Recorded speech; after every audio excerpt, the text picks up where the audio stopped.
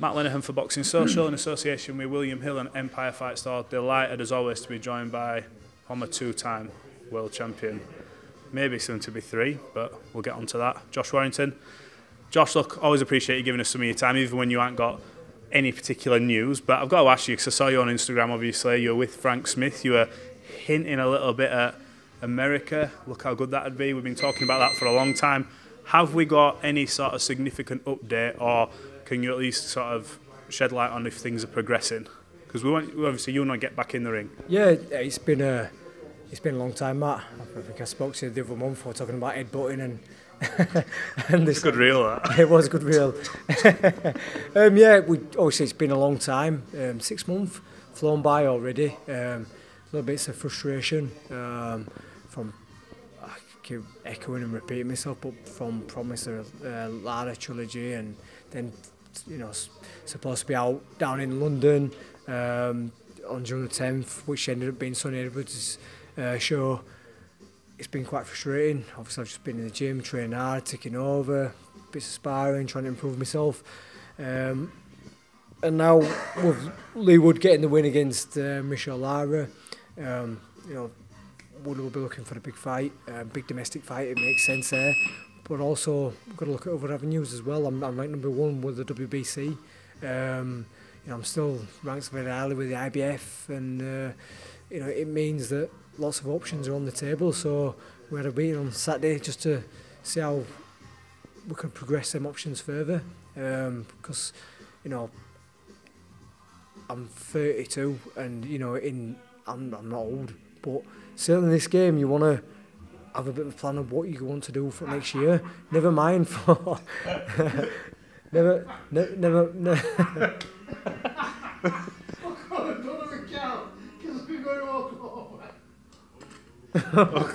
For fuck's sake.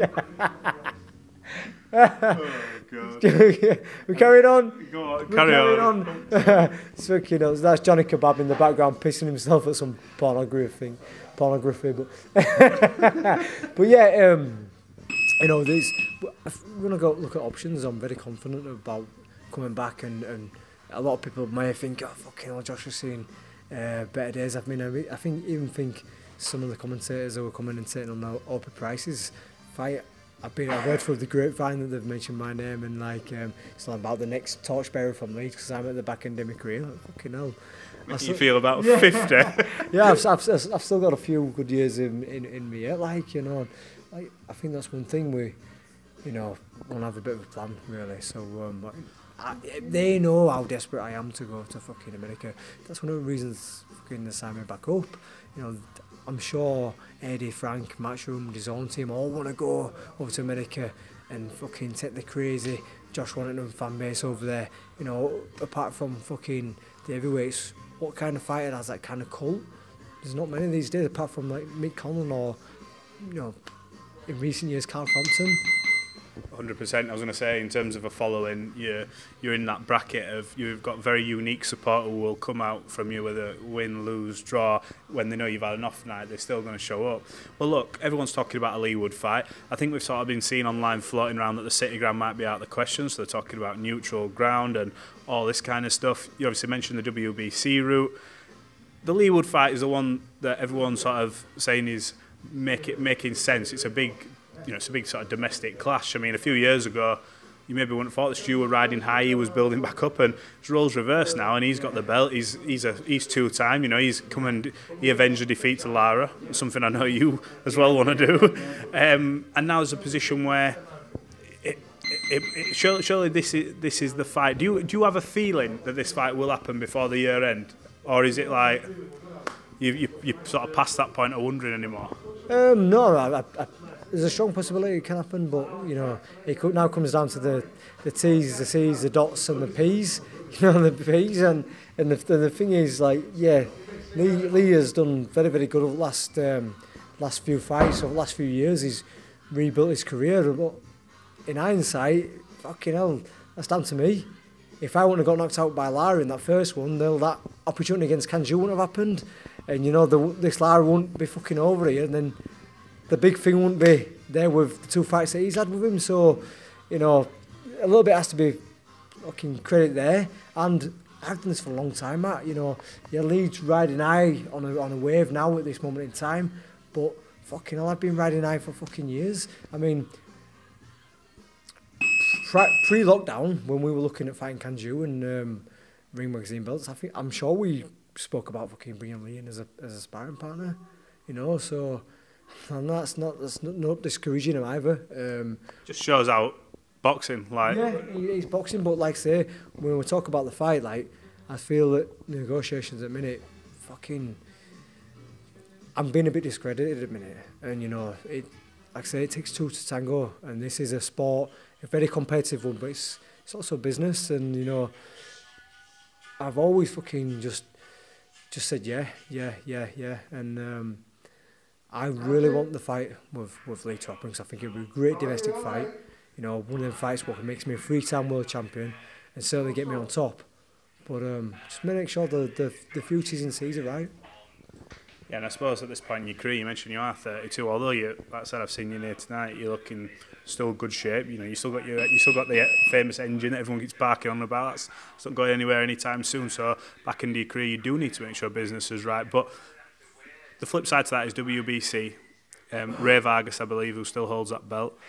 PBC, there's that relationship maybe with how, you know, you're still signed to Eddie. How does that happen? Because that's a situation where you could be mandated to fight Rey Vargas. Where are we at with that? If that is the route you'd have to go down, what would need to happen for that? I think it just comes down to people pulling their hands out of the pocket, and you know. Do that in the States. Yeah, just and you know, I think. In terms of like getting the viewers and then getting the people through the door, well, man, have been screaming for that away day for a very long time. You know, for years and years we've been talking about having that one of them days, and for whatever reason it's not happened. Whether it be the pandemics or fucking mandatories coming up and whatever, but I certainly feel like I've done enough in my career to just at least fucking get one. Like I say, I'm ranked #1 at WBC. That'd be one of the biggest nights for Rey Vargas as well, in terms of the poll and a status fight. So just to get these promoters to get their heads together and see what can be done. Otherwise, you're looking to get yourself in like mandatory positions again, you know. And I mean, I don't mind doing that because I'd rather be active. I would rather be active, but it's just. If they can just make the fight happen now, then that'd be great. I said there's them two options there, but I'll just say one more thing, Matt, as well. I would talk about there, you know, we talk about 32, and a lot of people might have thought, oh fucking hell, Josh didn't look right in his last one, and I've seen them on messages online as well. You know, Josh don't fucking look right in his last one.